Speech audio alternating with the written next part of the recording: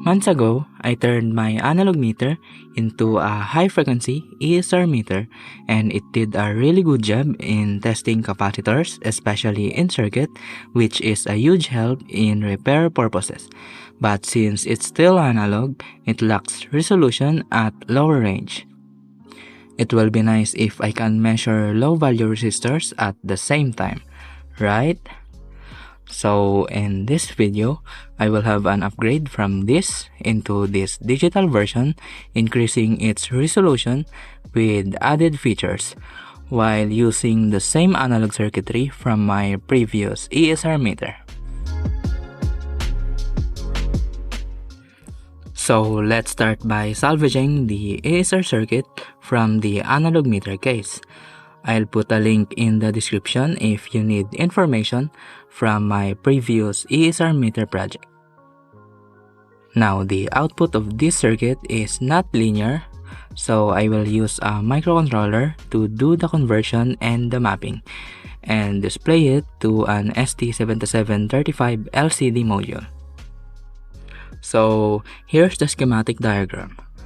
First, I amplify the full-scale voltage from the ESR circuit with a gain of 11 to output exactly 1 volt when shorting the leads.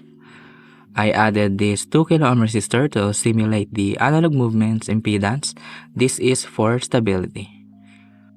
For the Arduino and the display, I am powering them with 3.3 volts because the LCD is flickering at 5 volts.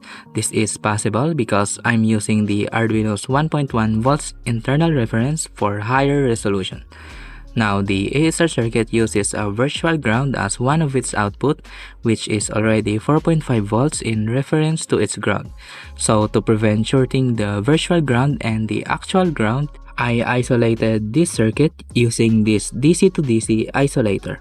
Because of that, I can only amplify the 90 millivolts full scale, which is what I needed.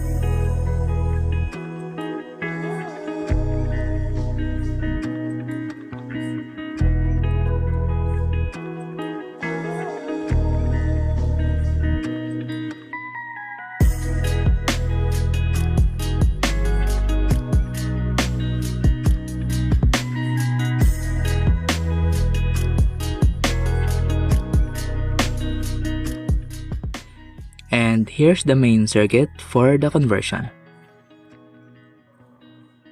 I already made an enclosure for it using PVC and added other necessary components like the charging circuitry and the switching.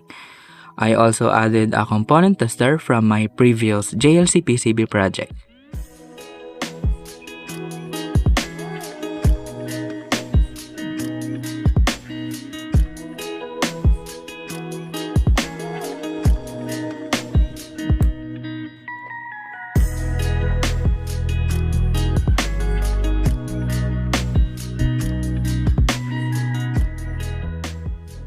And here's the final device. I added UV resin to the display to look cleaner. The component tester uses the same switch with the ESR meter. I can turn it off if not needed. And the 0 ohm calibration works as well.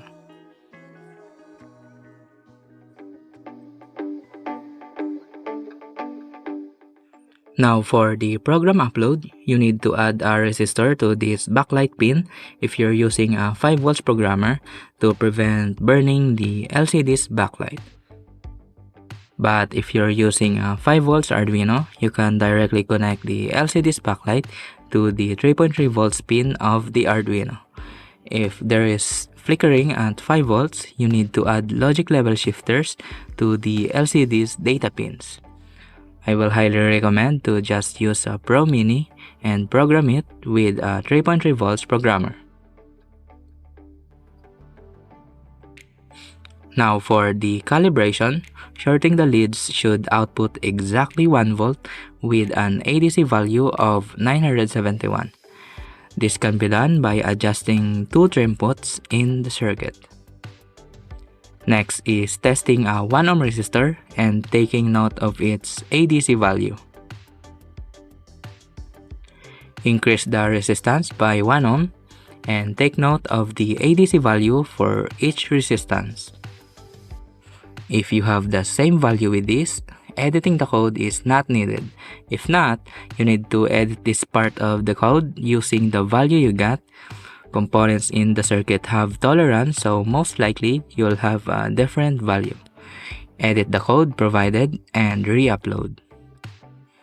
I calibrated mine off camera, so let's have some low value resistor tested. This one is a 500 milliohms. And just like before, the LED will light up if DC can flow. This is a 120 milliohms precision resistor.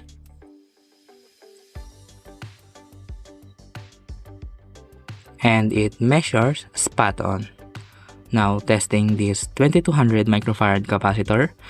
This one is bloated and it came from an ATX power supply unit.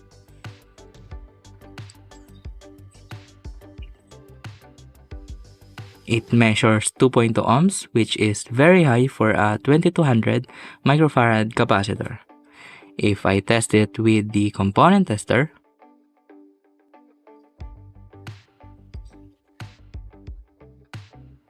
it lost a lot of capacitance, and the ESR is pretty the same with the one above. This component tester uses low frequency, high voltage testing, so it can't do in-circuit testing of capacitors, and it's pretty slow.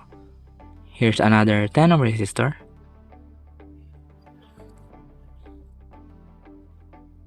A 3300 microfarad capacitor. This one is a good one.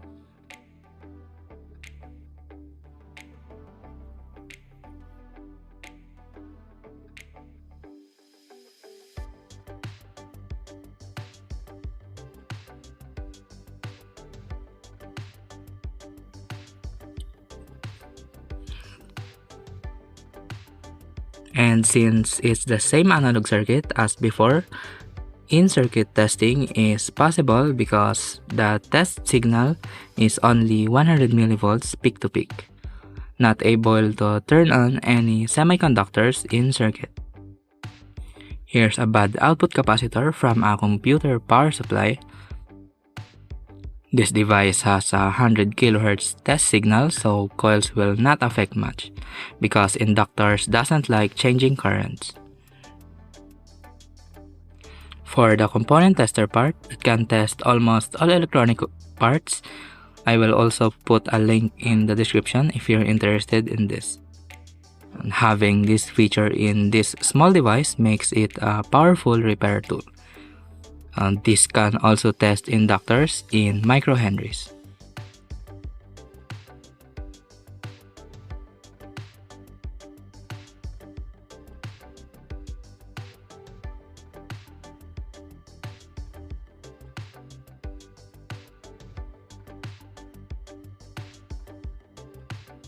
This project is kinda complicated, but if you're familiar with electronics, you can make one as well. I'll provide all necessary details and files in the description. You can ask questions in the comments below. I hope you learned something from this project, and that will be all for now. So I hope you like it. Give it a like, and we'll do something else for the next one.